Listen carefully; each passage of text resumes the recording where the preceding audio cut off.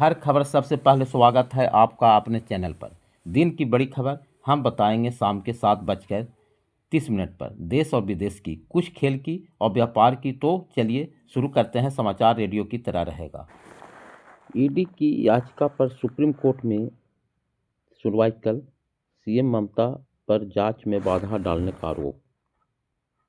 पश्चिम बंगाल में विधानसभा चुनाव से पहले ईडी की आईपैक कार्यालय पर छापेमारी के मामले ने राज्य के साथ साथ देश भर की सियासत में गर्माहट तेज कर दी है। बयानबाजी और आरोप प्रत्यारोप तेज हुआ तो यह मामला बीते दिनों सुप्रीम कोर्ट पहुंचा, जिसके बाद अब यह खबर सामने आ रही है कि सर्वोच्च न्यायालय गुरुवार को प्रवर्तन निदेशालय ईडी की याचिका पर सुनवाई कर सकता है। ईडी की तरफ से दायर इस याचिका में पश्चिम बंगाल सरकार और मुख्यमंत्री ममता बनर्जी पर आरोप लगाया गया है कि उन्होंने आईपैक कार्यालय और उसके डायरेक्टर प्रतीक जैन के घर पर ईडी की छापामारी में हस्तक्षेप किया और जांच में बाधा डाली। ईडी ने सुप्रीम कोर्ट में कहा कि छापेमारी के समय सीएम ममता बनर्जी खुद वहां आई और फिर कथित तौर पर महत्वपूर्ण दस्तावेज के फाइल, इलेक्ट्रॉनिक उपकरण अपने साथ ले गई। एजेंसी का कहना है कि इससे अधिकारियों पर डर का माहौल बन गया और केंद्रीय जांच एजेंसी की स्वतंत्रता प्रभावित हुई। महाराष्ट्र के मुख्यमंत्री देवेंद्र फडणवीस ने निकाय चुनाव के मतदान से पहले कहा कि उनकी पार्टी ने कभी वोट पाने के लिए हिंदुत्व का प्रदर्शन नहीं किया। फडणवीस ने हिंदुत्व को अपनी पार्टी की आत्मा बताते हुए कहा कि यह मराठी समाज में गहराई से जुड़ा हुआ है।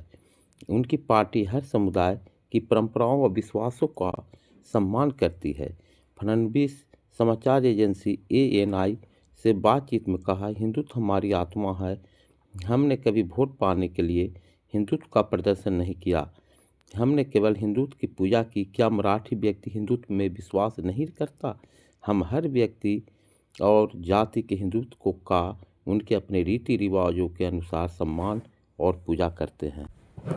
प्रधानमंत्री नरेंद्र मोदी गुरुवार को राष्ट्रमंडल के अध्यक्षों और पीठासीन अधिकारियों के 28वें सम्मेलन CSPOC का उद्घाटन करेंगे। यह संसद भवन परिसर स्थित संविधान सदन के केंद्रीय हॉल में आयोजित होगा। वह इस अवसर पर सभा को संबोधित भी करेंगे। बीजेपी के कार्यकारी अध्यक्ष बनने की औपचारिकता 20-21 जनवरी तक पूरी की जा सकती है।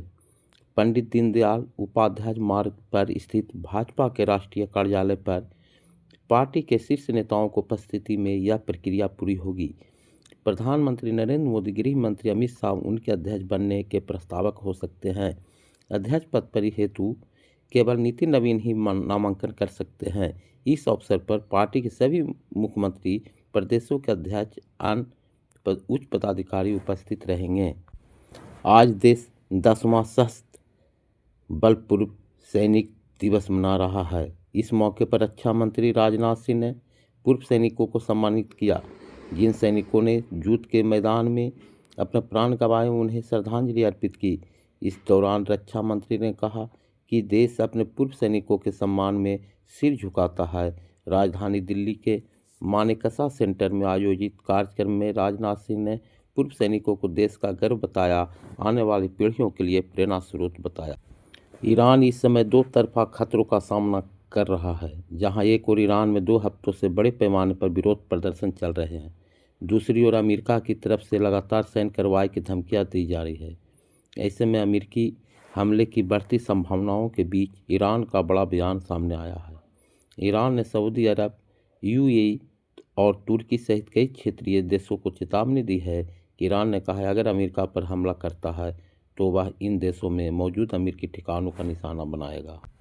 बांग्लादेश आम चुनाव की तैयारियों में जुट गया है। देश में चुनाव प्रचार 22 जनवरी से कड़ी सुरक्षा के बीच शुरू होगा। हालांकि अंतरिम सरकार ने पहले ही स्पष्ट कर दिया है कि पूर्व प्रधानमंत्री शेख हसीना की पार्टी अवामी लीग फरवरी 2026 में होने वाली राष्ट्रीय संसदीय चुनाव में हिस्सा नहीं ले सकेगी।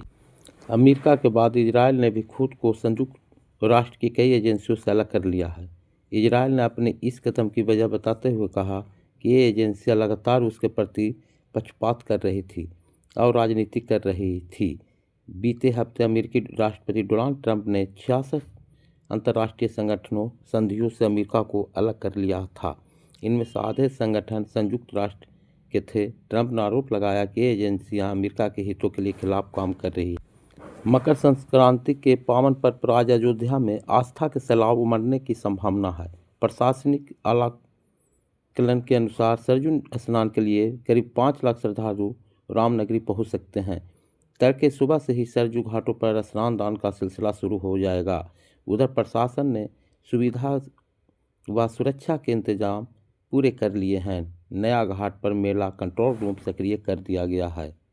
भारत ने ईरान में जारी हिंसा और आंदोलन के बीच अपने नागरिक को लेकर चिंता जताई है। विदेश मंत्रालय ने एडवाइजरी करते हुए वहां रह रहे भारतीय नागरिकों को तुरंत लौटने को कहा है।